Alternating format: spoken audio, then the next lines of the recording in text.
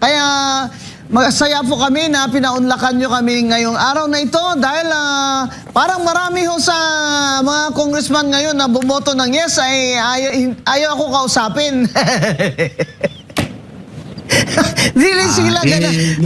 Kaya ako naman, sigurado ako na yung position nyo dito ay importante hong malaman din ng mga taong bayan kasi party list po kayo at hindi kayo member ng political party.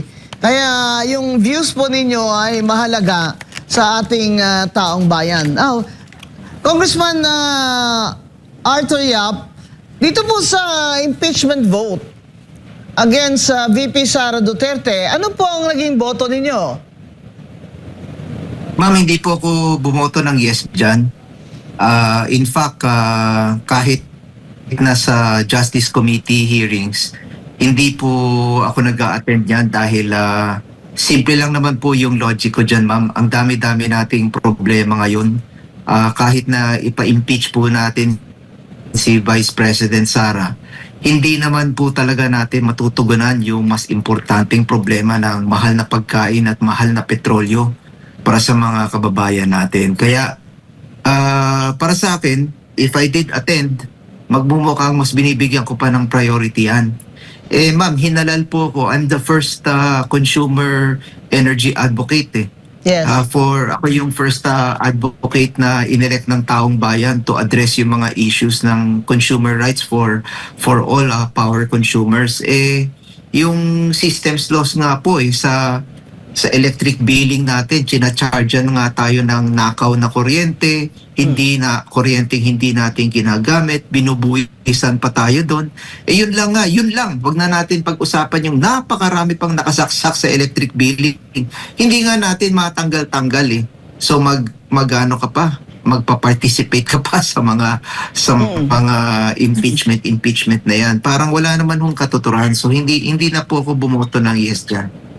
Mga kababayan, para klaro lang ha, hindi po bumoto ng yes si Representative Arthur Yap ng Murang Kuryente Party List.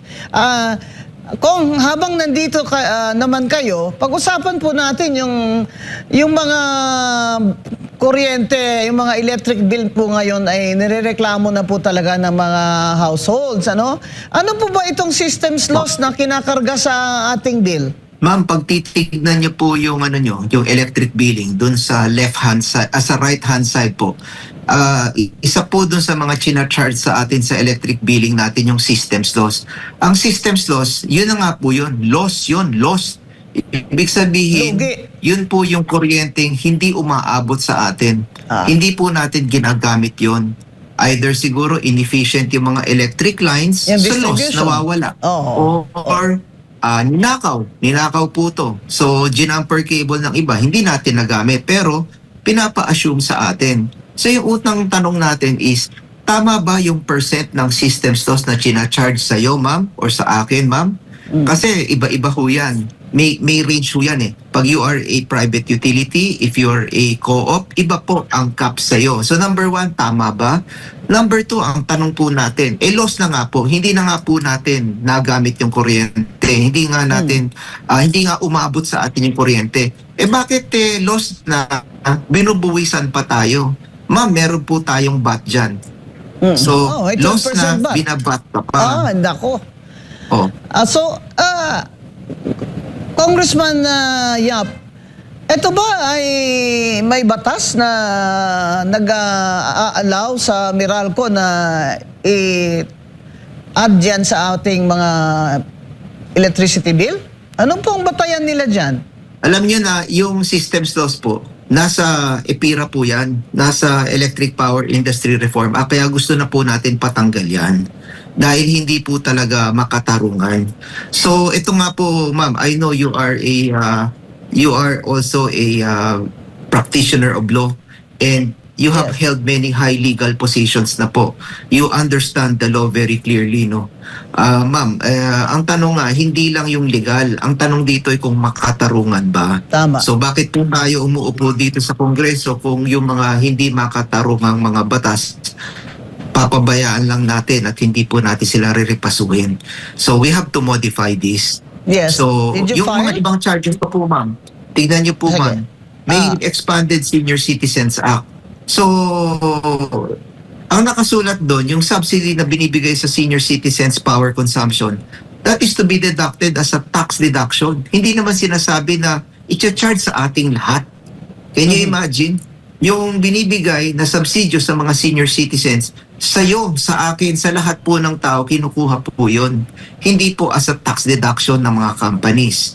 So that we are also questioning. Yung lifeline rate po, bakit po kinukuha yon sa consumers, yung lifeline rate para sa 4-piece? Imagine, yung mga can't afford, kinukuha po sa kanila. Hindi man lang nagtatanong. So, ikaw po, binabayaran niyo po. Ako, binabayaran ko, pero hindi po natin alam yon. Yung feed-in tariff, yung fit-all, yung green energy auction, these are all meant to motivate and to encourage green energy investments. So kung talagang magandang policy po to, ma'am, bakit sina-charge sa consumer? Bakit hindi po to nandun sa libro ng gobyerno? Bakit hindi po nasa budget ng gobyerno? So ang dami-dami po natin kailangan repasuhin. Yung universal charges po, wala naman tayong kinalaman, ma'am. Kayo ba? Were you part of the NAPOCOR decisions before? Hindi naman kayo kasama doon. Pero pinagbabayaran nyo yung mga wrong decisions na yon. So lahat po ng stranded cost na yon, nandun po yun sa universal charges. So imagine ilang line items po yung nandun sa billing natin. Tapos wala pa po tayo dun sa generation cost, ha.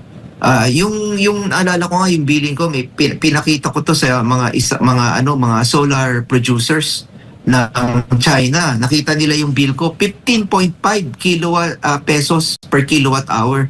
Tinanong ko sa kanila, dito sa Communist China, magkano ang singil ninyo dito? 250, ma'am. So sila imagine, 250 tayo, 1550 per kilowatt hour. So, ang dami-dami natin kailangan pagtuunan ng pansin. Yung pagkain, bakit ang mahal-mahal? It is also because itong power issues natin, hindi natin masolve. We are a nation of 7,000 islands. We are an archipelago. Kailangan po talaga natin ang energy security so that we can process and store and refrigerate our food. Hindi natin magagawa yun dahil yung energy policy natin masyadong magulo at saka masyado pong maraming vested interest ang nakikinabang. So bakit hindi po ito ang pagtuunan natin ng pansin? Bakit yung impeachment? Di po ba, ma'am? Yan ang tanong ko eh. Kaya bakit niya binibigyan ng pansin to? Yung flood control ba, nasolve niyo na? Tama. Ang dami-dami nating kasama dito sa Congress Na hindi pa nakukulong. Kinwestiyon na nga dun sa flood control. Tapos ito, titirahin itong Vice President natin. Parang hindi po tama yung nangyayari. Kinukuha po yung atensyon at yung gastos ng gobyerno, binibigay sa hindi importanteng bagay. Yun lang naman po sa akin, ma'am. I don't want to be very dramatic about it. I don't want to grandstand on the issue. I did not believe that it is needed in our society. It will divide us. Yes. It will not address the most important issues na kailangan nating harapin. So, ganun kasimple, ma'am. No, this is a very divisive political move on the part of the House. And wala namang probability na mananalo sila sa Senado dahil even without the change of leadership to Senate President Alan Peter Cayetano, wala naman silang makukuhang 16 votes sa Senado. So obviously, it's a political move of the BBM administration under the baton of the majority leader, of course. Pero tingnan nyo si Congressman Arthur Yap, he wants to focus on his work. Dahil he represents the sector na tayong lahat, we belong there. Because consumer rights, especially sa kuryente, ang kanilang pinaglalaban. Now, Congressman Yap, ano ba ahensya ng gobyerno ang dapat nagmo-monitor dito sa itong mga Meralco na ito? Hindi po ba Energy Regulation Commission? Opo, yung Energy Regulatory Commission at saka po yung Department of Energy. Dapat tinitignan po nila. Opo, ano naman po ang ginagawa nila? Dahil sinabi nyo nga po, paano po namin alam, kami nga, abogado na, hindi ko pa alam, kung yung bill ko ay tama ba yun? Is there a formula that I can click or I can verify kung tama ba yung bill ko. Kasi sa ngayon, aside from accuracy, and sinasabi ni Congressman Yap, ang makatarungan ba yan? Is that fair? Is that, dito sa fairness, kasama na yung tanong natin na tama ba yung computation dyan? Pero mas pa, ang tanong na makatarungan ba yan na yung mga systems loss na yan ay nakakarga sa amin? Yung mga senior citizens na subsidy nakakarga din sa amin, di ba? Yung mga sa 4-piece na mga subsidy nila or exemption nila up to a certain kilowatt, nakakarga din sa atin.